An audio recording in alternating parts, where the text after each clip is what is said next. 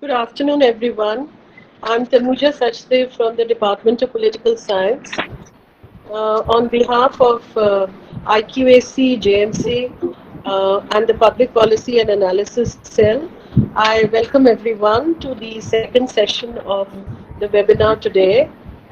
Um, I also extend a very warm welcome to Shri Jitin Yadav, our speaker for today. We are grateful to him for having taken out time from his very, very hectic schedule to be with us for this webinar. Um, I invite Sister, our principal, Dr. Sister Rosalie, to address the webinar to say a few words. Sister? A very good afternoon and welcome to the staff and students of Jesus and Mary College and all the participants to this special webinar organized by IQAC in collaboration with the Public Policy and Analysis Cell of Jesus and Mary College. We are privileged to have with us Sri Jatin Jadhav, IAS, who will speak to us on the management of COVID in rural India, experience from West Bengal.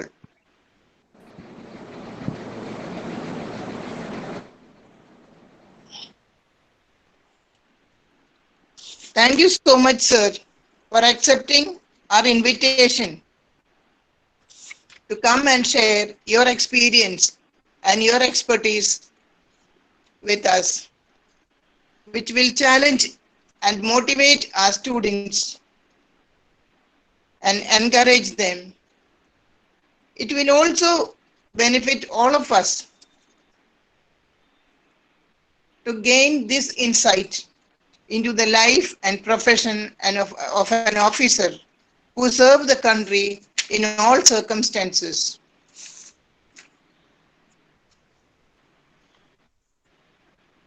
Thank you so much, sir. Thank you, ma'am. This lockdown time of COVID-19 pandemic is a challenge for all of us. Life has changed for all of us.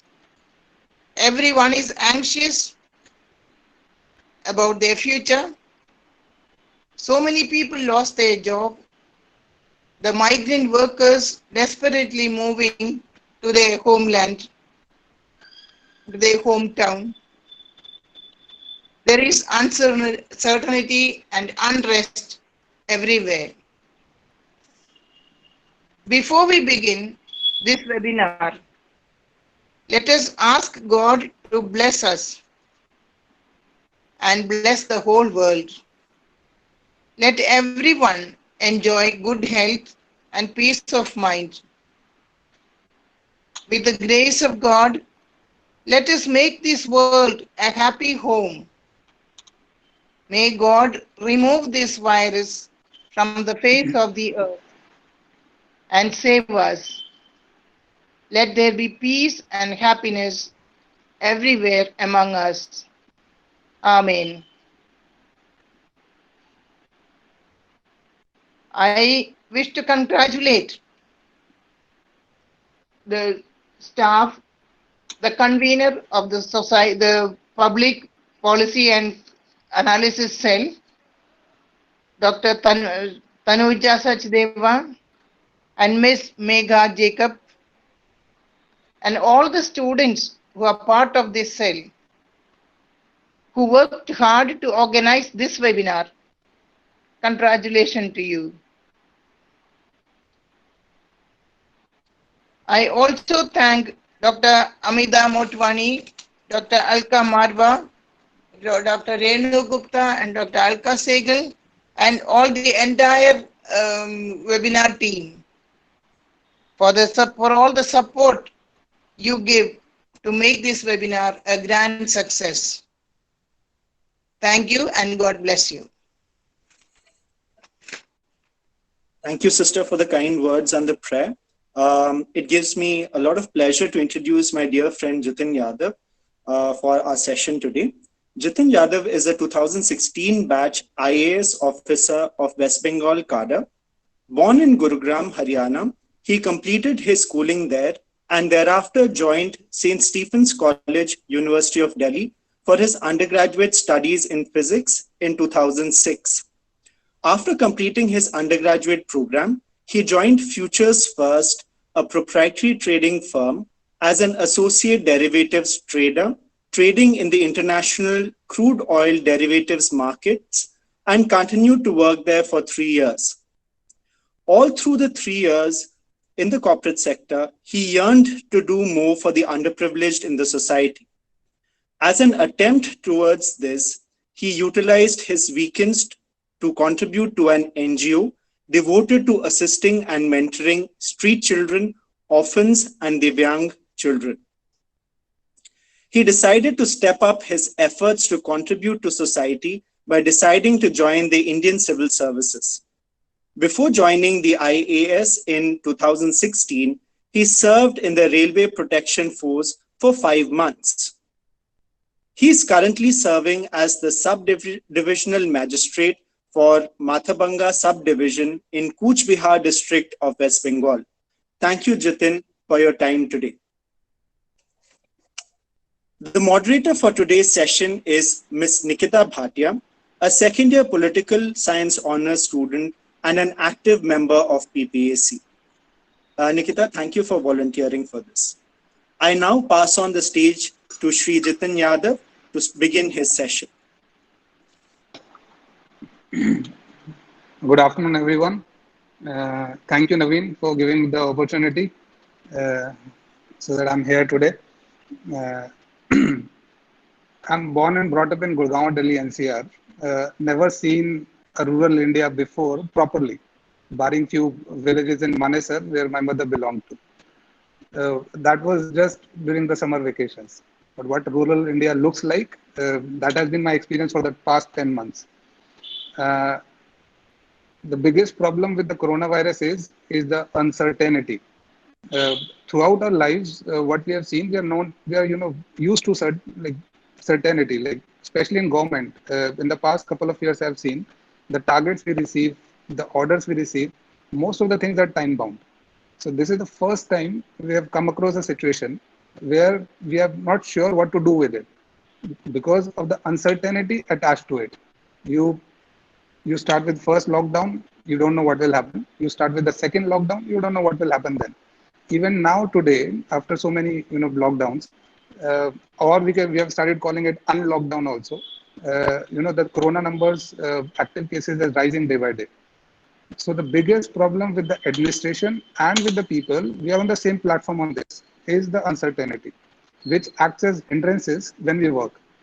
Because the moment you start convincing people, it becomes very difficult to convince them for how long. That is the question they'll ask you. Let's say, the market complexes are open for, they'll ask you for how long they will be remain closed. You can't answer them. When you can't answer them, they won't listen to you for long. This is where I feel psychology, humans behavior psychology plays a very important role. I'll share a few anecdotes here and there in midway during the course of the session. I'll tell you what my journey has been for the past 10 months. I joined here on 1st August. Couldn't speak a single line in Bengali. After 10 months, I can proudly say I can speak fluently in Bengali now. The language helped me a lot because it's not the same place as my native place. So the more I interact with people in Bengali, it gives a different vibe to it. Regarding the place Cooch Behar or Bengal in general, the experience I have in the past 10 months is force doesn't work here. So now the worst part of the epidemics or the disaster management act is because whatever we are doing right now, we are working under these acts, epidemic and disaster management act. And these acts, they make you brutal. Brutal as in the raw power, force. You can use these acts and you can do anything you want. But that should not be reflected on the ground because people don't know what these acts are. People don't know that administration has suddenly become so powerful because of these acts that they can do whatever they want. That's where caution is necessary. though like I personally felt many times, I was supposed to take actions on people regarding certain things, but I didn't take it because during the course of the last 10 months, I realized people understand the language, uh, you know, in a good way here. It's like one is using the stick, other is using good words. So good words are more effective in Bengal as far as my experience is concerned. If I have to convince a person, force won't work for long. The moment I remove the force or the reinforcement, the same situation will come back. So tackling the problem of coronavirus, we know it's uncertain. So that behavior change should be continuous. In that way, you have to convince those people, yes, that, masks are compulsory, sanitizers are compulsory. Whenever you are outside, you are supposed to follow social distancing. uh, with the limited manpower we have for civil administration and police administration, we can't be present on the ground for 24/7. So we have to ensure that behavior change comes into place. That will only come into place if we convince those people what we are trying to say is right, and they should follow it in order to save as many lives as possible. So before 10 months, before Corona time, we did a couple of campaigns here. One was the hospital cleanliness drive, where we included all the clubs, 10 to 12 clubs in Mathavanga. Second was one Olympics. So this place, Mathavanga, 20 years ago was full of sports. Suddenly, because of the political intervention, it got faded away. So because of that Olympics, somehow things got revived a bit. uh, because of that participation of a lot of people came in. And then since we all know Bengal is a cultural place, we organized one event called Mathabanga Got Talent. So it's a similar concept to India's Got Talent, a replica of it, and we got a very good response. Because of past these activities, my awareness or my connection at the local level became very prominent. I started knowing people. I interacted with a lot of people. Now, those connections which developed before Corona time helped me a lot during this time. Or let's say I'm playing badminton in the morning with a group of 10 to 12 people. So those, when you connect the dots later on after 10 months, it everything fits. So now, when I see my district Kuch Bihar, it has 5 subdivisions. Mathabanga is one of them. It is 2 hours from Siliguri, 2 hours from Bhutan, 2 hours from Assam, and Bangladesh all across it. So very unique geography. So many rivers here and there. Right now we are facing a crisis of flood as well during Corona times, which is another challenge at this point of time, though it is not related to coronavirus. But then, because of the geography, the challenges and the uniqueness of the places are totally different. Because when the people are coming all the way from Delhi and they want to go to Assam, they have to cross our district, and the moment they cross our district, then screening everything, and there was an instant when Assam stopped taking its people. Now these people are there at the subdivision, at the gate, at the border gate of the state, and they are saying we won't accept them. Then you have to talk to the people out there. Then whole sort of communication gap is going on. Real time decision making is taking place. Uh, uh, Assam created a whole lot of different challenges for us, and especially when those people are not our people, they are from different state. So the way I see the coronavirus is, one is the short term and the long term. Everything we started during the beginning of the March was short term plan. So now everything has become long term. That is one of the challenges we are facing right now. Second is the real time decision making, which we are not used to. Not many times on field we come across, on daily basis, hourly basis, we are deciding on things which will have impact on the ground. So that real-time decision-making was a challenge at times, because guidelines, norms, whatever information we are receiving from WhatsApp, hardly any orders were coming, because everything has to flow very fast. So if something has to be decided immediately, information from Calcutta will come to the district magistrate. The district magistrate will forward that thing to us in a manner the way they desire. So for orders and everything, time was not there. So decision making, created a lot of problem, because guidelines and rules changing hourly basis. Something you decided in the morning may not exist in the evening. It could depend on quarantine as well. Then there were 3 important challenges which came across. One was the manpower. When I talk about the manpower, I'm talking about health, police, and the civil administration. because all these three will work in sync. Then only you can tackle coronavirus. The moment people are coming, or I'm supposed to enforce something, I need police for that. The moment coronavirus comes into picture, I need health people for that. My doctors are there, medical officers are there, my BMOH, block medical officer of health, my ACMH, my CMH in the district. All these three departments have to work in sync tirelessly. Otherwise, this thing can never be tackled properly, because unless or until police, health, and civil administration they work in unison, then only coronavirus could be tackled. But there are other challenges also. They have never worked together before coronavirus, all because of ego issues. They are different departments. They have their own hierarchies, their own seniorities.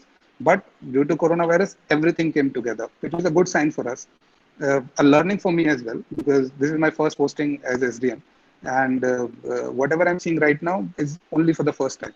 The good part is, during the first posting, I've seen a lot of things due to coronavirus. Second thing, three challenges I mentioned, three important things. Second was the economy. Now the economy of the place will decide for how long you can keep those people inside. At the end of the day, they will come out for food, and the person would say to you, food can save me, not the coronavirus. So for those type of people, how, because since it's rural India, the ration, PDS ration won't suffice for things. These people are laborers, daily wage laborers.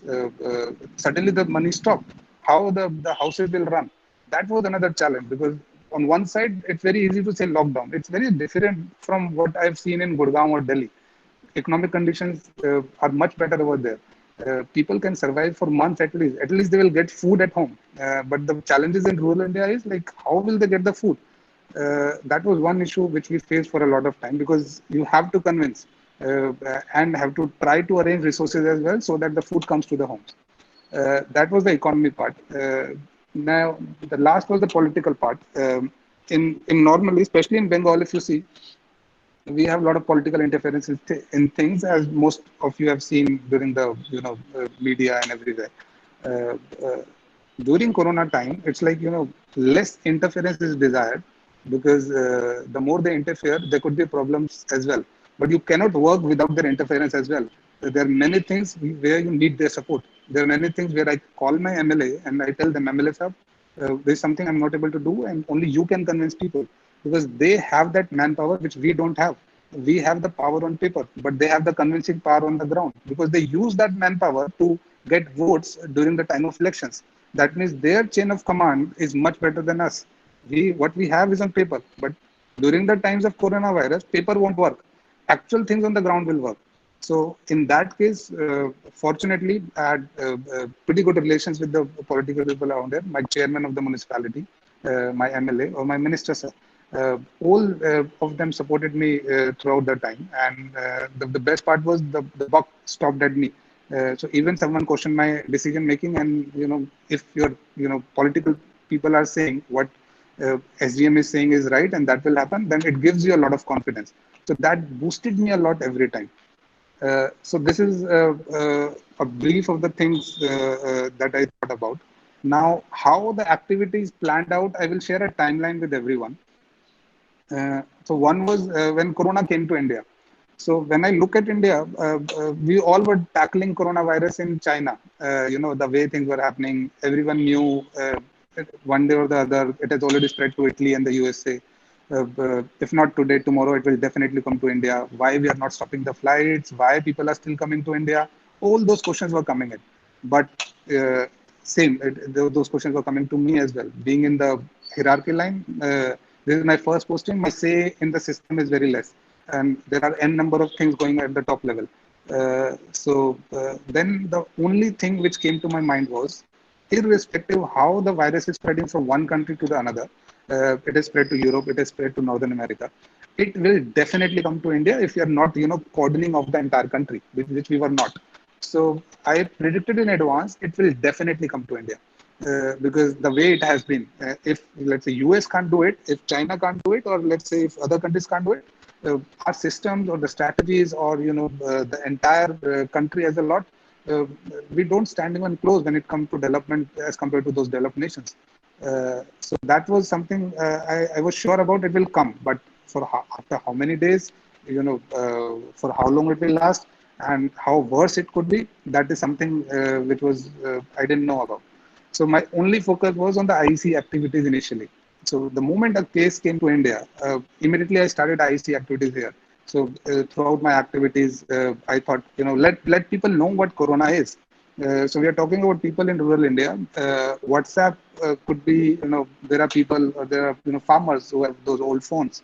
TVs could not be there at places. Even the schools and the normal systems in place are not as perfect as in urban areas. So the more you talk about things, the more it will spread. The good part about these rural areas is most of the people, they know each other. Things spread very quickly.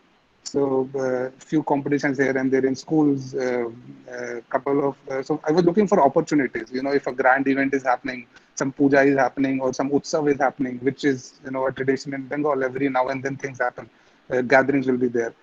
So wherever I found those things, I thought this is a good place. So many people are there. We can create awareness of coronavirus. I started with a small video, and there were a series of videos regarding that. I'll request the moderator to play the videos from 1 to 5, so that everyone can see what the videos were.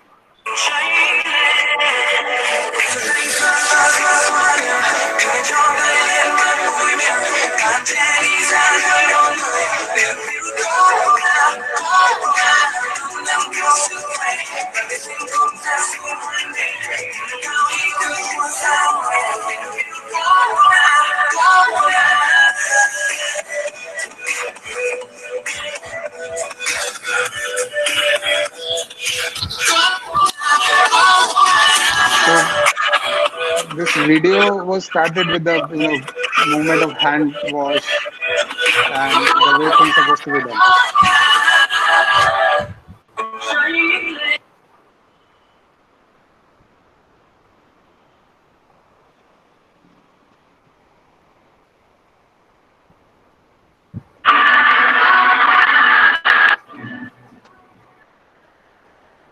But the same video.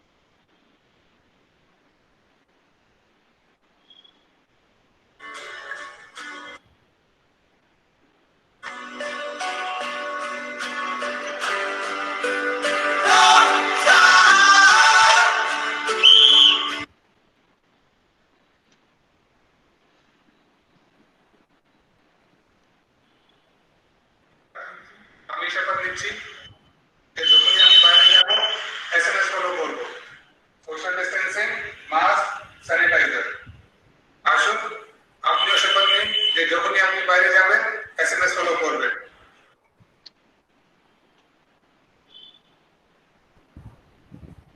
Thank you.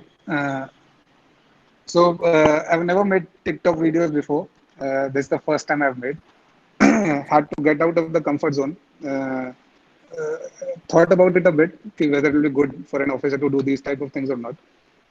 But had this thing in mind that only time will tell whether things will be good or not. These videos clicked with people. There were so many people here who made TikTok videos with me. They were sharing on social media platforms. The discussion started because the SDO is dancing. So they call me SDO here. SDM and SDO are synonymous. So a discussion started that this fellow, he dances well. Uh, in fact, the discussion the way it started, at least it started the discussion on Corona as well, because I was dancing on coronavirus. So if you say indirectly, it worked. Indirect persuasion was taking place. So this is something which I learned from psychology. Once we have, one is direct persuasion, one is indirect persuasion, and indirect persuasion does wonders. You don't have to directly convince people a lot of times. You just give them hints, and they learn from it on their own. So, in fact, one of the videos in which the ball is rotating and the ball is acting as the coronavirus, the kind of feedback I got from people, it got viral in the entire country. Because the people from Mumbai, Bangalore, my friends everywhere, they're telling me, "Ki the person in the center is you." So that was very good feedback which we received from people. These IC activities to reach as many people as possible, because as I said before, it's impossible to tackle such huge population. The biggest advantage would be if we do IEC activities as much as possible at as far away places as possible, so that it just fits in the mind of the people that these things are in place. We are in touch with the people at all point of time. They get the confidence and the positivity spreads. The reason I use the steps of dance or music here and there is because uh, culture clicks in Bengal. So probably, let's say, if I do a similar this type of webinar or small audio clip like this, video clip like this, it won't click well as compared to something with music or dance, because Bengal is known for these cultural activities. People like are mad for these things, and if we club with our IC activities of these sort of things, effects will be humongous. So these activities helped a lot. Now, what happened the moment Corona came to Bengal? The moment the coronavirus came to Bengal, immediately we had to look for the places where gatherings take place, like the bazaars, the market complexes, and the different types of bazaars. The vegetable bazaar, fish bazaar is there. Bengal is known for fish. We immediately shifted those gathering places to open fields. Overnight structures were built. The team did a beautiful job because they were monitoring 24/7. Fortunately, we had a couple of good decorators who do puja pandal decorating every year. Those people helped a lot. Within 1 or 2 days, we shifted those people. And the entire bazaars, the most prominent places where people will go everywhere, every day, because there's a habit in Bengal. Irrespective of what you do, every day in the morning, the person will go to the bazaar for the grocery or the vegetable or the fish. It's a habit. We are still convincing people not to do it because that habit has been coming for generations. But the response has been progressive every time we say them these things to them. So the bazaars were shifted immediately. Those bazaars and the focus was on masks and sanitizers. Now the problem with the rural places like Matabanga is, what if the supply stops? Sanitizer, mask, though it stopped in Delhi, places like Delhi, Gurgaon, or probably Mumbai, where there were sanitizers couldn't be found. Now we can't rely on the things, that nothing will come here because it's at faraway places. The moment things will come from Calcutta, it will drain out. Kuch Bihar is way far, very close to Assam. We won't get that stock. Siliguri is the only option right now, or the Guwahati. Stocks were not there. Then focus on local solutions came in. As I discussed before, when I connect the dots, so there were these few 10 to 12 people, of teachers and couple of businessmen. We used to play badminton every day in the morning. Now, one of the teacher, he's a chemistry teacher, he helped me with the sanitizer. So I just gave him the idea with the basics of YouTube videos, and we did some research, and it worked. The sanitizer, we asked our hospital superintendent and other medical officers, please check this whether this would go or not, and it did. Then we tried. Then one of the businessmen, he used to supply bags to Siliguri. Those chai bags we have seen of 30-40 rupees. Now, since he had those bag business, a press was there where he used to cut clothes and all. We visited the places, his workshop, and asked him to design a couple of masks here and there. We got it approved from the doctors, and we got the mask like this. Then the same person designed PPE for us. When we were out of PPE, there were no sign of PPE coming from here and there. Then the same chemistry person, he designed hand wash for us. when we were not able to find hand wash in the market. And then sodium hypochlorite also. Sodium hypochlorite is a solution which is used for sanitizing as in the quarantine centers, probably the areas where gatherings takes place. Probably when you treat COVID patients, you have to say, clean those areas. So those places are used, and they were sodium hypochlorite. Uh, it stopped at the hospital. The supply was not there. Siliguri hardly any stock because everyone started procuring more. We designed our own sodium hypochlorite where we used our 10th standard knowledge of electrolysis. I'll request the moderator to share a couple of pics and a small video of sodium hypochlorite is there, so that we can show the viewers. So this is the sanitizer we make. The Gol is the name of the son of that chemistry teacher. We thought it's a good name, and it clicked. People started calling it Gol sanitizer. Next.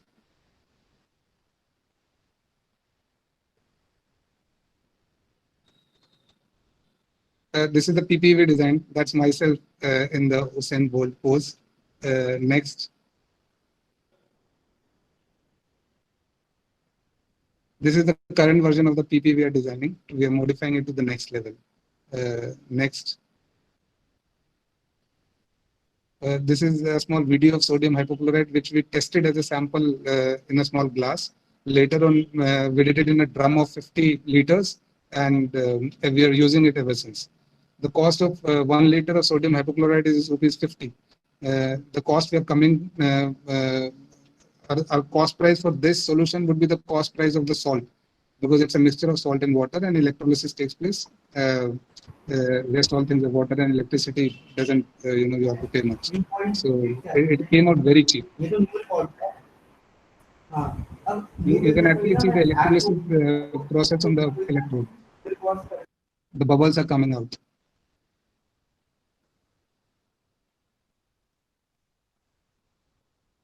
The pencil graphite is acting as a, the electrodes. One is the cathode and the anode. Then we designed the contactless hand sanitizer and contactless. This is the 50-liter drum I was talking about. The same setup we converted into a 50-liter drum so that we get the quantity in bulk. Now, for every 1% of this solution, we have to mix 99% of water, and then we can use it. So 50 liters can actually, be used with 450 liters. This is the contactless hand sanitizer we designed. So you don't have to use, the foot can do the job. So these, it was quite interesting and a very good experience for me as well. Initially, we had all the doubts, but the moment we got to know that only the local solutions would come out, we don't have any other options, our mindsets became very narrow.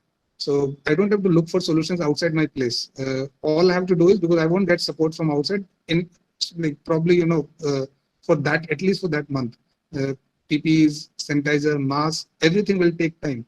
And it will float, it will come to us with priority, because let's say if a state demands something, it will come to Calcutta, and the way it will come to Kuch Bihar will take a lot of time. So these things did wonders. So, and psychologically, it affected a lot of people, because the moment you tell people sanitizer shortage is there, mask we are not able to find them, and if we are able to give them those things, they will feel they are safe. So these things help them a lot psychologically. So then was the social media part. I think that was the most important part, whereas my experience was concerned. Now during the lockdown, all the people are inside. They're coming here and there for bazaars. Now what is happening is, here and there, whatever they're seeing, all the negative things are put up on social media. So now whenever someone is saying, okay, Matabanga is like this or Kuch Bihar is like this, one picture or one small video cannot tell you what is the entire story of the place. So I devised a plan, what if we change those negative things into positive things, and when the people are inside homes, a bit of positivity, if a bit of positivity is generated, then it can do wonders at home. We designed a series of campaigns. So one was the first we designed was selfie at home. So since I had some connection with the local people here, I posted a selfie at home from, it started with me. And then people started, I said, please post a similar photo and tag me. it clicked. We got very good responses in a very short span of time. Then I myself started a fitness challenge. I posted a small TikTok video of doing some push-ups here and there, and I requested, people at home should be fit and healthy. I challenged everyone to post their videos. It clicked. Then there was a cricket challenge which was going on. I participated in midway. So whosoever is your favorite bowler, you have to act without the ball in hand, that you're doing the bowling action inside. The terms and conditions are you're supposed to do things inside. Then in November, we did Matabanga Got Talent. We started with the online version. So now the terms and conditions would be you are supposed to stay at home. You are supposed to pay, make a video inside the home. You can't go outside. And then you post that video online and tag us, and then we look. We got around 300 entries. Some of the performances were so beautiful. Singing, dancing, recitation, painting, and they circulated a lot on social media. So let's say if I'm posting a video, people started sharing it. Other posting something, people started sharing it. The good performances few of the performances got viral also. 60,000 views, 70,000 views. One of the girl here did Asmi's dance, and then it got viral in Assam of that Mathapanga Got Talent. All the negativity on social media started converting into positivity with music, dance, and these types, which is the core part of Bengal. After a couple of my initiatives, other clubs started doing the same, and they're still doing it. So something which did wonders for us, because now when I'm seeing social media, it's less of negative things about administration. We can do our work smoothly without any interference, and people are also a bit busy when they're at home, so that when they're looking social media, they'll be happy. Look, they're hearing voices, singing, dancing, and these type of things. Now, what if now the people started coming from outside? One was normal routine, people coming from outside to Matabanga. Now, what to do with them? So immediately we are supposed to set up quarantine facilities, institutional quarantines. Then I have 3 blocks, one municipality. We set up quarantine centers at all the places, arranging beds from small buckets. Huge costing was involved. Sometimes the beds were not available. Then use the tarpaulin, the plastics with a mattress on the top. It also worked. Then when people are entering your areas, the nakas were set up. For those nakas, 3 teams were put up at those nakas. One is police, who will do the security in these aspects. Health will do the screening, whether people who are entering are symptomatic or asymptomatic, and the civil team who will tell them where these people will go, whether these people will go to quarantines or whether these people will go to home. I'll share a couple of pics of the Naka. And now when these people, now the second wave which started was, first the normal people are coming, the routine. Now the laborers started coming. That was the most difficult aspect. Immediately, huge number of trucks, buses. Now then later on trains started coming. More than 40,000 people have already entered Matabanga. Fortunately, they didn't bring that coronavirus with them. So that was another challenge. The movement was the biggest challenge. Then how to put up those people in quarantine? We don't have that much space. Then we have to filter out from the red zones or the danger states like Delhi, Rajasthan, Gujarat, Maharashtra, Tamil Nadu. We have to filter those people out and put them in quarantines in order to keep people safe. Now problem is how the movement will take place from Naka with the escort to the hospital where checking will be done. And then they will be escorted to the quarantine. So it's like a door-to-door delivery. That was a big challenge. Imagine we have shortage of police staff, we have shortage of civil staff, we have shortage of health staff, and then the people coming are in huge numbers. Fortunately, things were managed well. And then the most difficult part is, convincing those people to stay in quarantine for 14 days. Personally speaking, if someone asks me to do that, I don't know whether I'll be able to, do that or not. Fortunately, I was not in that, phase. But it's the most difficult aspect. Imagine a person who's coming from Kerala or Mumbai all the way, and the moment is so close to his home, we are not allowing that person to go home. We are asking that person to stay away from home for another 14 days. That got worse when we did the swab test after that to check whether the person is positive or not. Now the lab delayed the reports a lot because there was in North Bengal there's only one lab, in the Siliguri. So it was catering to 5 districts and Sikkim as well. Ideally, the report should come in a span of week. Then it was taking 2 weeks. Then it was taking 3 weeks. A person we told initially he'll be staying in quarantine for 14 days. Now he's in quarantine for 20 days. Uh, Huge law and order problems took place. Sometimes it became impossible to convince them. Uh, uh, I'm from Delhi NCR region. Especially people from Delhi NCR region who came, they created a lot of problems for us. I myself lied to them a lot of times. My home is in quarantine. I know your owner where you work. You have to stay in quarantine. Otherwise, I will talk to your owner. You won't be able to work there. Amphan is coming. Amphan will come tomorrow. So stay there for one day. Day after tomorrow, we'll release you. So because it's impossible. Imagine the psychological issues they are going through. They're inside that place. Like it's like a jail. And you know if you tell me stay inside a room and forcefully, I won't be able to stay. But when I take my own decision that I want to stay inside this room for as long as possible, probably I can do it. So that force was the most important factor which we were not able to convince those people. I myself visited many quarantine centers. I could sympathize with them, but we had no choice. We had to use force to keep them inside. A couple of funny incidents also happened. Funny in the sense, those people, they, ran away, absconded from the quarantine facilities. They reached their homes. Now the people inside the homes are saying, you can't come back. You have to come with a medical certificate. So they came back to the quarantine and they went inside the rooms. That was one incident happened, and which we really liked it. That at least people have become so aware that, they're supporting the administration. So the quarantine, and not even in Matapanga, the other 4 subdivisions, there were huge law and order problems because administration, it became very difficult for administration to, ask those people to stay inside. The quarantines are here are not like the quarantines we see in Delhi or probably Gurgaon, because some of the places which I saw in Gurgaon, since I'm from Gurgaon, even the 5-star hotels are supporting the administration. But here, the school buildings, flood relief shelters, all the possible government buildings were utilized. Sometimes the conditions of the buildings are not that good, and to some extent probably it's our fault only. During the matter of time, we didn't repair those buildings, so it didn't do well during the time of coronavirus. Later on, when the more people started coming, IQ shortage was there, institutional quarantine.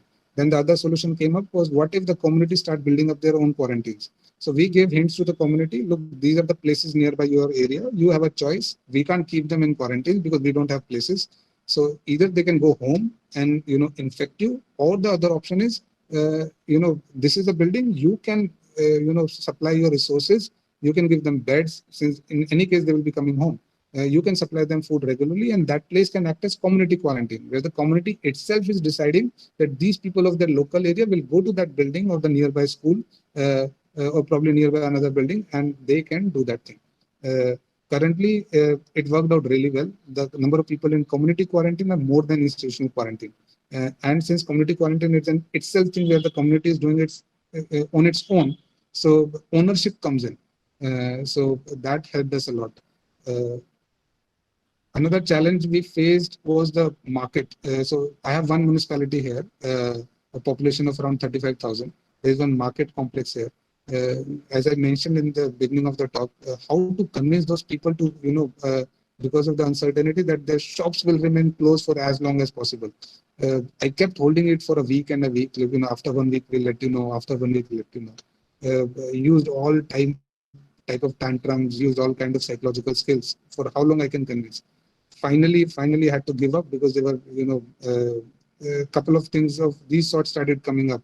Like, we will open on all our shops. If you want to arrest us, please arrest us. But, we don't have money at home. These type of things started coming up.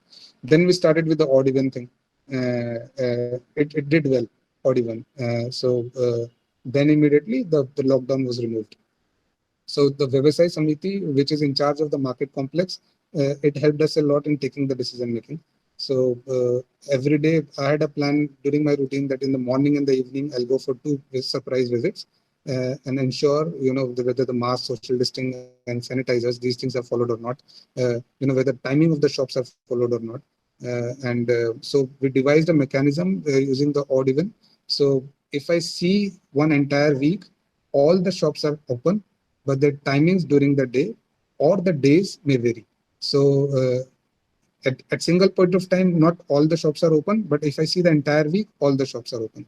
So that it worked quite well for some time, but then the guidelines changed. Home delivery was another challenge. People in rural areas are not used to home deliveries. Amazon and Flipkart are new to them. We started our own home delivery system using a club. The sales were not much. Then we started with the discount of 20%, using some sources here and there. Things improved a bit. Then other shop like cloth merchants and hardware shop, they also started their home deliveries, and to some extent more participation was coming up. Uh, right now, we are continuing with a campaign called SMS, which was the last video of the first lot which I showed you. So the purpose of the campaign is to remove the fear from people, because in any case, people have started coming out. If you see across India, the places where which are not red zones, or places where containment zones are not there, people are coming for bazaars, shops here and there. And the best thing would be to remove the corona fear from them if they follow these three things properly, like social distancing, mask, and sanitizer. By sanitizer, you can include hand wash also.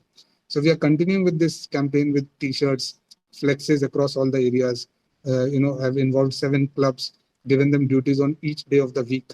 On Monday, this club will do the activities on the ground. On Sunday, this club will do the activity on the ground. All will, put up those activities on social media, so that one person is doing something can pass on to many people. So by repeating these things, SMS, at least those three things will enter the head of the people. That is the strategy. So it's like the discussions should be changed. So the discussion point, if it becomes SMS and people start realizing what this thing is, probably indirect persuasion and some behavioral change will come. Regarding the coronavirus, the focus at this point of time is, since most of the labors have come, we are expecting that the movement will stop by the end of this week. I think the last train will come today. Buses have mostly stopped. So right now we are focusing on the ground surveillance of the people who have entered home. So it is like ILI and SARI symptoms. ILI and SARI is nothing but you are supposed to check 5 things. Like it's like 1, 2, 3, 4, 5. So it's like fever, running nose, cough, sore throat, or respiratory issues. Fever and respiratory are the danger combination. Rest all can fit in the normal time, because during this time of the year, fever, cold, and cough are normal things. But these two combinations are dangerous. The moment we find any symptomatic person, we are trying to shift them to the COVID hospital we have in the district. If asymptomatic people are there and they are found COVID positive, we try to isolate them to the respective isolation facilities, quarantine centers nearby.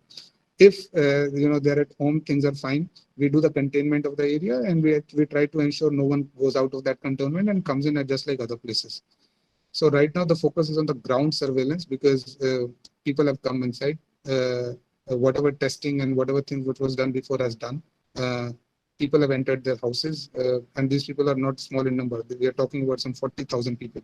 So the more the ground surveillance at this point of time, the more the mapping of these people from the danger zones, and the more we stop their or curtail their movement, it will reduce the effect of coronavirus. This is what we are focusing on things right now. With this last sentence, I would end the session from my side. Thank you. Nikita, I think we can start with the Q&A session. Yes, sir. Good afternoon. Thanks, sir, for such an insightful and informative session. It was a delight to hear you speak. So let us begin with the question and answer session. So we've received a good bunch of questions through the registrations, and to make the session further more interactive, we'll be opening the floor for the participants to directly ask the question. So let us head to the first question. The question is, in remote areas, there's often lack of awareness among women about personal hygiene. What steps can be taken to solve the problem? So, one is the perception about the remote area regarding the awareness. I'm not talking to women. when I visit places and I go with the assumption that awareness is less, probably I won't be uh, uh, expansion of social media, Facebook, WhatsApp. Uh, Awareness is very much there. The problem is with the monitoring part and the implementation part. The moment we start monitoring and implementing these things come into place. Regarding the hygiene, especially with respect to women, there were GP teams. We had Corona Watches teams in all GPs. So like I have 28 GPs right now, Gram Panchayats. So the responsibility of each team was to go to visit these places, have to miking regularly, and to spread these IEC activities as much as possible.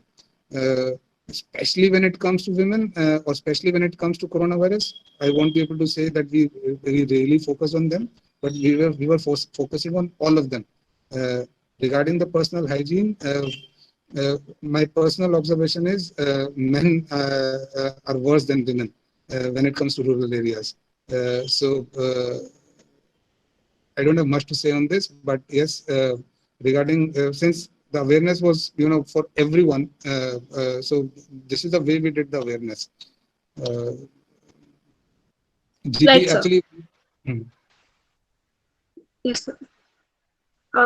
Sir, so our next question is from our very own professor, Dr. Anthony Joseph from the BLED department. Sir, please go ahead and ask the question. Good afternoon, Nitin sir, Jitin sir. Absolutely delighted to be with you this afternoon. You know what? It's very hard to comment on your badminton and dancing skills. We don't have much evidence. But one thing is very certain. There is this popular saying, we do not see the world as it is. We do not see people and things as they are. We see them as we are. There is something magical about the way you chose to see uncertainty. The talk of leadership is quite overrated now, but you served as a sort of a midwife, a messy job, in fact, during these times. Midwife in the sense that you set off people's own efforts, gave birth to ideas that appear to come from the people, leveraging their resources. There appears to be a lot of things that you hold very dear to the way you see the world outside of you and wishing to create that world. The challenges that you have spoken to us of appear to be just to be taken in your stride. It's not a question, in fact. I would love to know from you, how is it, what is it that you see of this world and that you wish to create for the others, especially during these uncertain times? Thank you.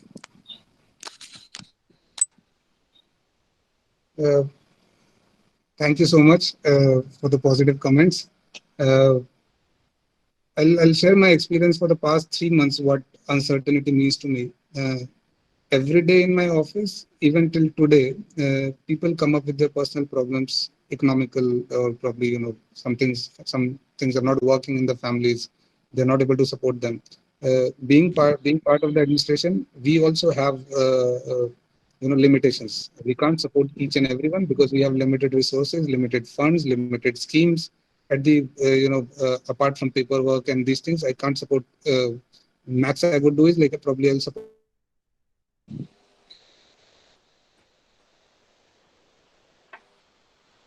Important thing that I always focus is on just listening to people. So whosoever is coming to me, my first priority would be that at least I have to listen to him. The moment I start doing that, 50% of the problem is solved because people have this habit of venting out. Second thing that I try to do is whether that the local solution can be found out or not. We have some unofficial channels or probably clubs. Bengal has huge number of clubs and probably some local entrepreneurs or businessmen who are willing to support them. Such solutions did work. Regarding the question, what I want to leave, it's been 10 months for me in Mathabanga. I'm in love with the place. The moment people see I'm in love with the place, they are in love with me. because how can a person who's from outside loving the place which belongs to them? And this feeling has did wonders. My whole strategy was to build up local leaders here, local role models, which worked. Regarding the person who made the sanitizer, he's been called as sanitizer man now. The person who made the mask is called as mask man now. And just that hint of confidence was required. Probably it came. They tell me that it came from my side, but the solutions were given by them only, and it was all right there in front of us, which we couldn't see it before. What I will, let's say, I'll translate the question. Let's say when I get transferred, what I'll leave here. I leave this place with a lot of confidence and with the hope, because I feel hope is the only thing that sustains, is a good thing, and no good thing ever dies.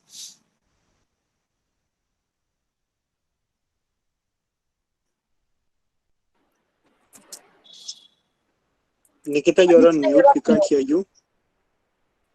Sorry, sir. I would like to apologize. Thank you, sir.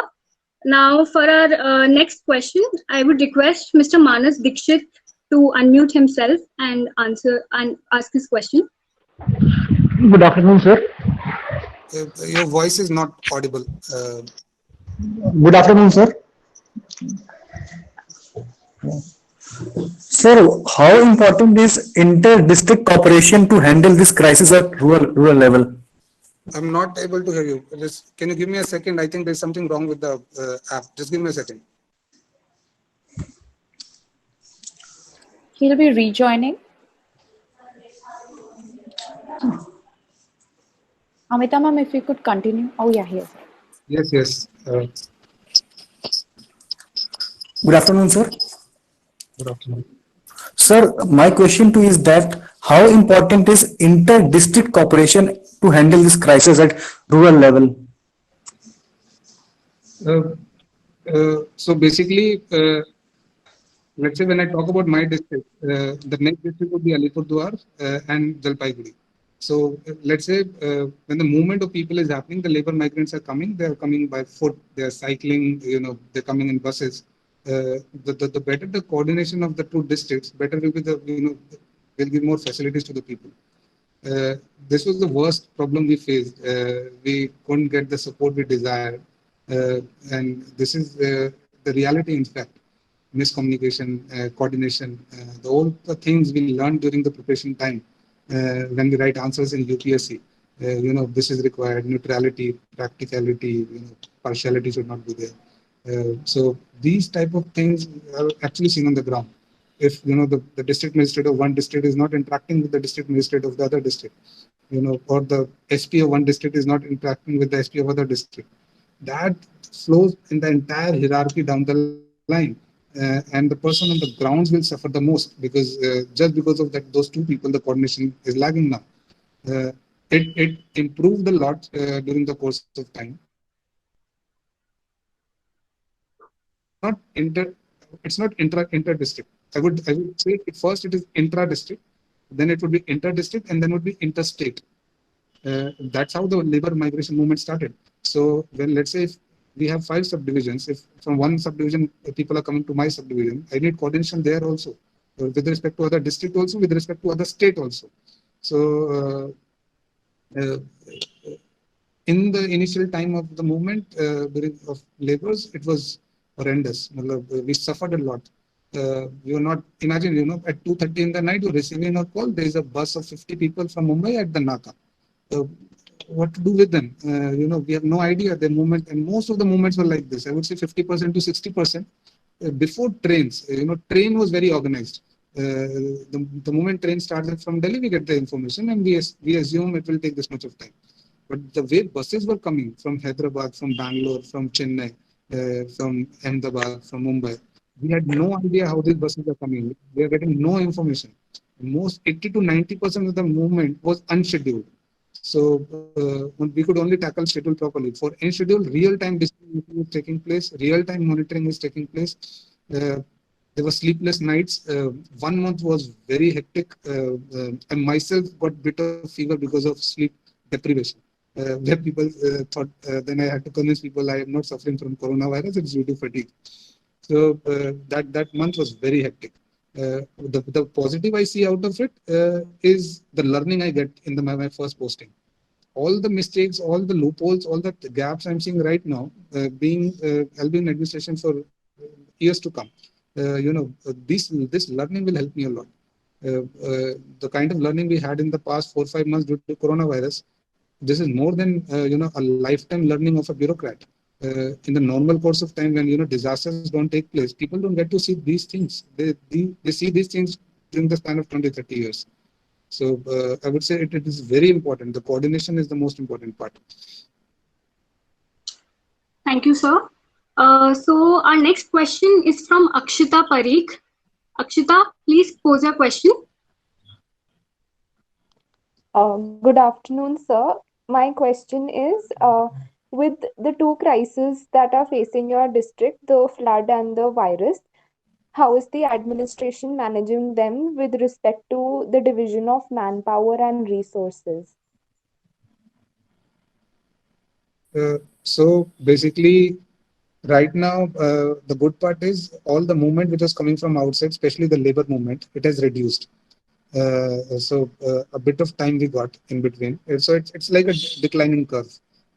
Right now, hardly any movement is taking place. Now, right now, the water level has started rising. We are monitoring the levels on daily basis.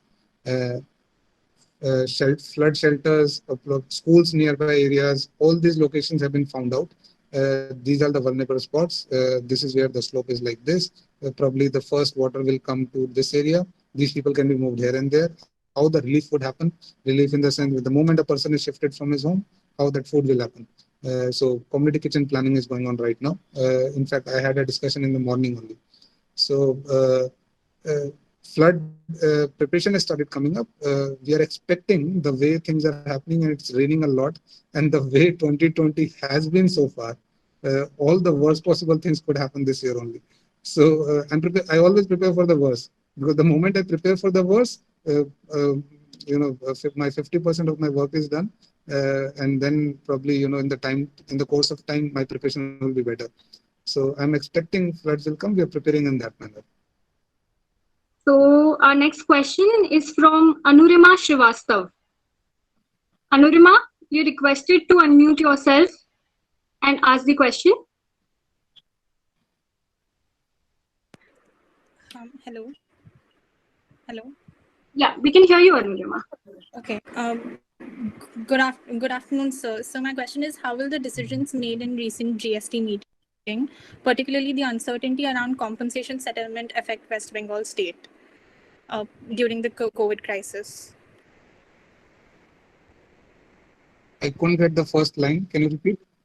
So the decisions made in the recent GST Council meeting and the uncertainty around the compensations settlement, because West Bengal is one of the states that suffered due to GST implementation.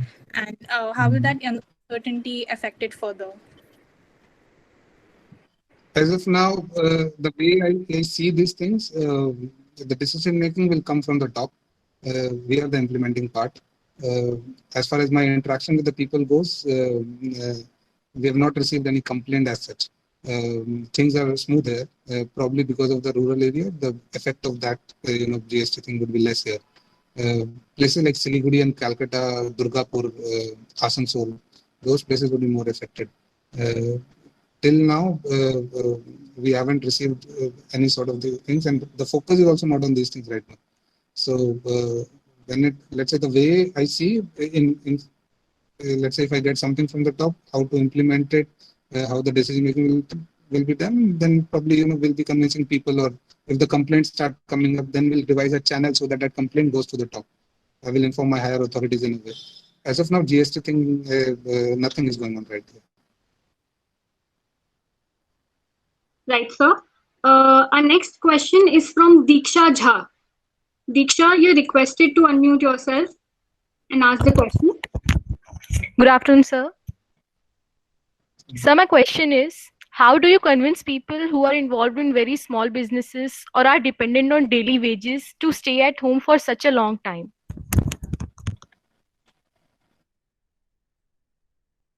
small business was still fine. Daily wages was the toughest part. The last point of argument would be, you have to choose between life and food. So if the person is, not in a that bad economic shape, and at least is getting the food, I'll bring him down to that argument.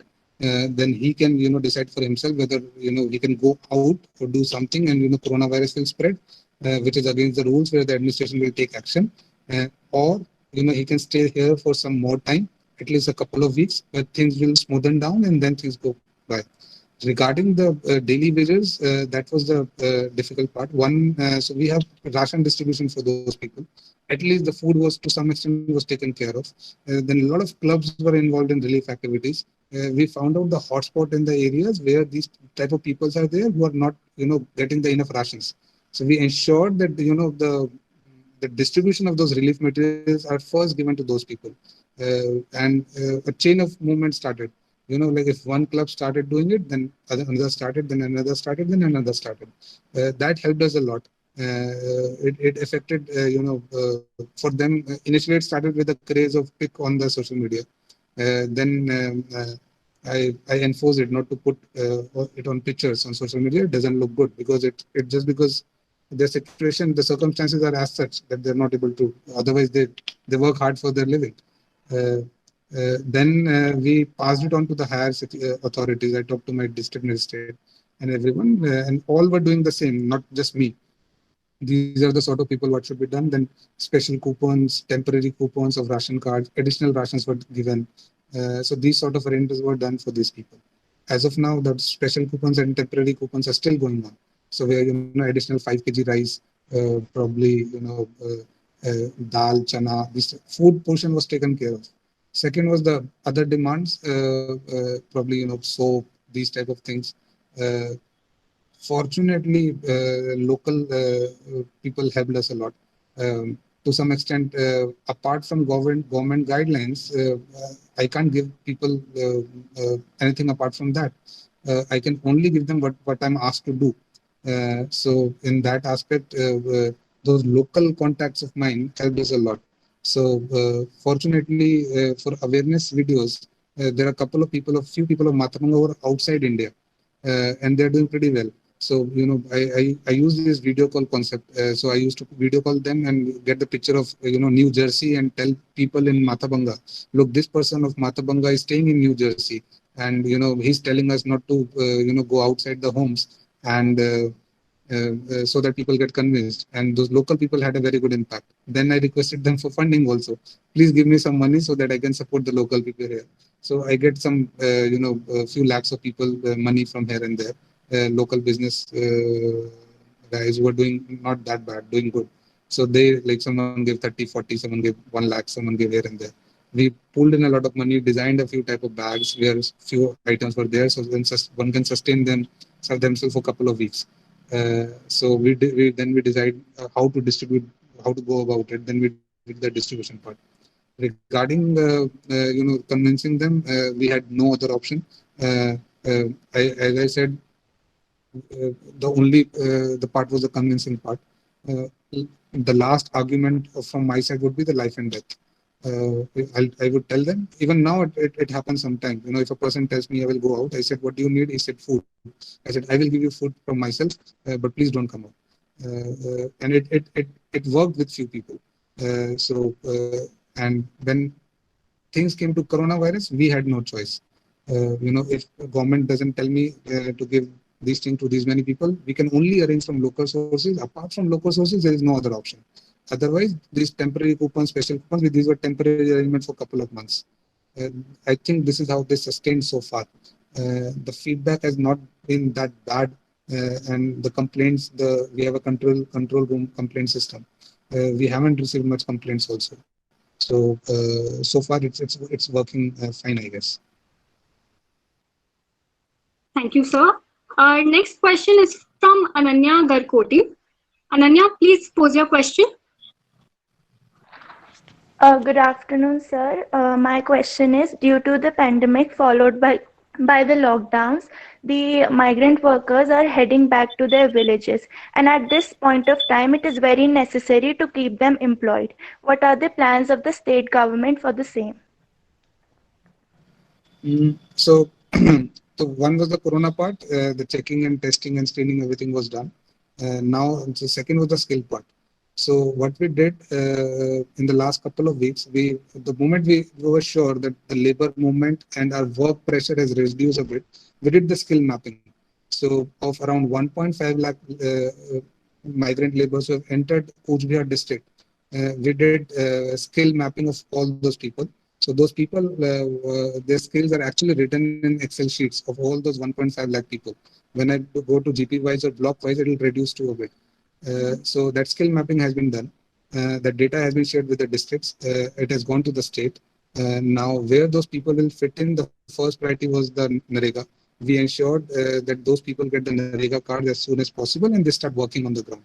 Second is that where all they can fit in. That mapping is going on right now. And probably within this week or probably in next week, we'll come out with conclusions where all can they work. So let's say someone can work, be part of house building has started, they can work there. Roads have started, they can work there. Work has started, we have to ensure social distancing, mask and these things. So that skill mapping is going on and so that these people can fit in. So we are having this data every day where, these many people have come in. Out of these many people have got NREGA card and these many people are working and we are trying to increase that number. So that is one government scheme we have where we can already, we can fit them in. Other options, the skill mapping, where all other options we can procure or we can see, this is also the opportunities we have. That mapping is going on right now. Right, sir. So due to paucity of time, we can only entertain one last question, though we have received many more questions, but I would request Mr. Mayank Kumar to kindly pose his question. Sir, good afternoon, sir. Sir, my question is that does any disputes arise between central and state government where there is a non-BJP government like West Bengal over any schemes?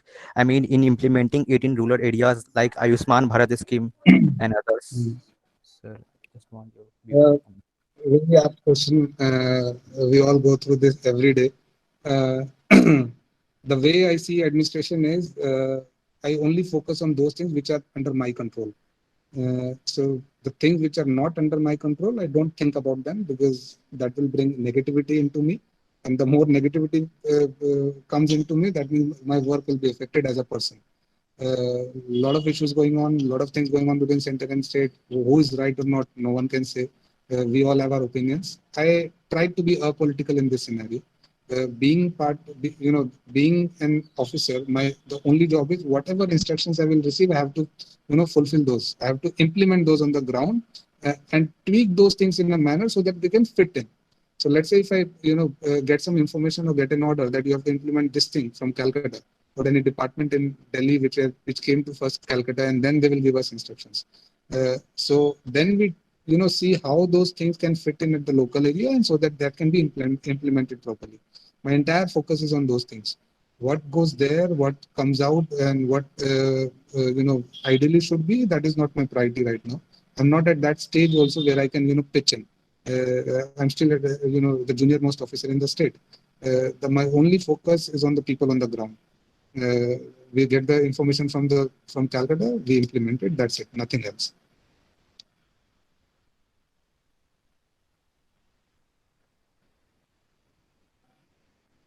Thank you, sir. It was an absolute pleasure to have you with us.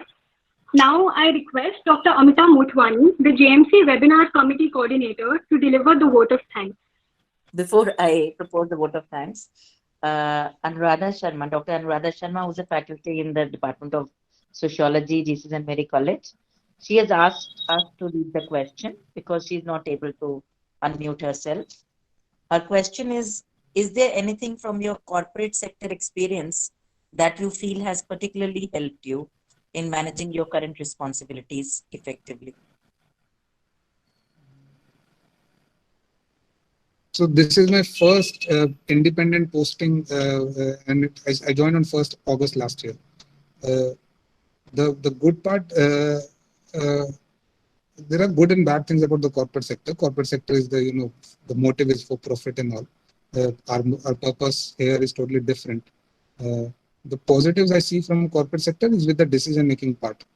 The way I've seen bureaucracy, the way we all have seen bureaucracy ever since we were, child, is the authoritarianism that it attached to it, the decision making, the person sitting on the chair, whatever he says is the final word.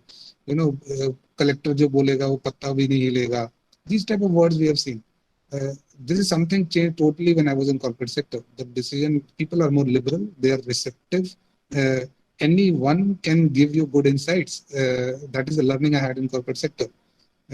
So fortunately, those 3 years of corporate sector gave me the same kind of vibe here.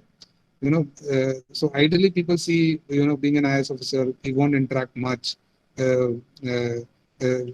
Relation with the state officers won't be that good. IAS that is at the senior most, WBCS, West Bengal Civil Services comes later on. The other staff won't come in the picture. The decision making will be mine only because I'm the head of the office. The more I pass on decision making to others, in a manner that the final say would be mine, but they will own the decision. That is the beauty which I've learned in the past 2-3 months. So my state officers who've been working on the field for the past 10 years, I have to accept the fact that they have more field experience than me. And if I don't involve them in decision making, my work won't be as good as I think it should be. So in order to make the things happen on the ground, I have to involve those people as much as possible. And it happens right now. So wherever core decision making is take place, I have my 2-3 state officers. We have a good team. We first discuss and logic comes into play. My whole argument, even with a group D peon who's outside my cabin, he has the right to say to me what can be done or what cannot be done. So if you can beat me logically, and this is the discussion point of view, I always say, being the head of the office, my word will be the final. But my duty is to question you people. So we discuss, we question each other. The moment we get to know all the scenarios and all the stakeholders come into picture, then we get the best output. This is something which is happening with me for the past 10 months, I would say. And I have to be open with it. Like being an IAS officer, being in a different kind of upbringing, which is not from this state, not from rural areas, I have to admit the fact that I don't know most of the things. And the moment I realize that, the sooner I realize that, my work will be more better. Exactly the same thing happened with the people I interact here with. The more I intermingle with them, the more I try to show them, look, we are as normal as you are. The more I visit bazaars and the more I interact in Bengali with them, it gives a very good image of the administration. Here's this guy who comes and talks to us very nicely and doesn't show us those officers' vibe which they've normally seen probably in years with the feedback I've received from them. The impact of my conversation becomes double, in fact multiple times. So that the corporate learning I received was the liberal decision making, which I can pass on to others, despite owning the thing and deciding on things like the things should happen the way I want. Because at the end of the day, I'll be the one who will be responsible for that decision. But I have to involve everyone for the decision making. Especially in coronavirus, when real-time decision making was taking place. It took me, a second to call my junior and ask him. Even my BDOs, juniors, even my, the confidential assistant. These people are here in office for so many years. Like one person came to me and gave me a complaint. I had no idea what to do about it. I immediately called and asked him, this person came, do you know anything about the history of this person? And then they said, sir, this person is like this. This person has a trajectory of giving us fake complaints. So just verify the complaint and then act. But I immediately, act on the complaint, probably my decision making would be worse. And effect on the people would be,